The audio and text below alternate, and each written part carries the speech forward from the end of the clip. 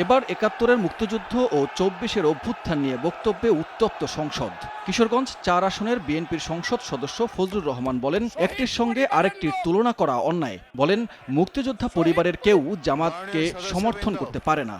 তাকে নিয়ে বিরোধী দলের কটূক্তির প্রতিবাদও জানান। ৫ই আগস্টের পরে যে ঘটনাগুলো হয়েছে সেগুলো তো কোনো আইনে ইন্ডেমনিটি পাওয়ার কথা না। মুক্তিযোদ্ধা পরিবারের লোক কেউ জামাত করতে পারে না, আর জামাত করলে ডাবল অপরাধ করতেছে। বক্তব্যের পরে বলবে আমরা কি মুক্তিযুদ্ধ করি নাই।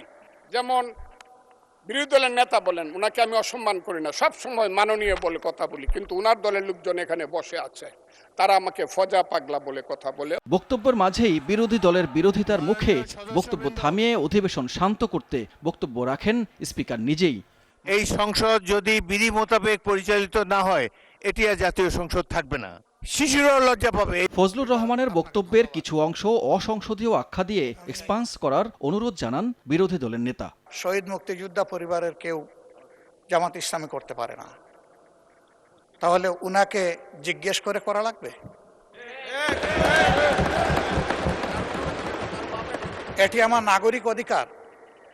আমি কোন দল করব, কোন আদর্শ আমি অনুসরণ করব, এর উপর হস্তক্ষেপ করার ন্যূনতম কোনো অধিকার রাষ্ট্র কিংবা সংবিধান কাউকে দেয়নি। আমি অনুরোধ করব মাননীয় স্পিকার, তার এই অসংসদীয় অংশটা এখান থেকে যেন এক্সপান্স করা হয়।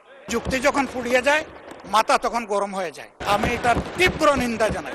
বিবেচনার আশ্বাস দেন স্পিকার। ফজলুর রহমান যে বক্তব্য দিয়েছেন তার মধ্যে যদি অসংসদীয় কোনো কিছু থাকে সেটা এক্সপান্স করা হবে। এদিকে জঙ্গি হামলার শঙ্কা নিয়ে প্রশ্নের লিখিত জবাবে সংসদকে স্বরাষ্ট্রমন্ত্রী জানান, সব বিমানবন্দরের নিরাপত্তা বাড়ানো হয়েছে।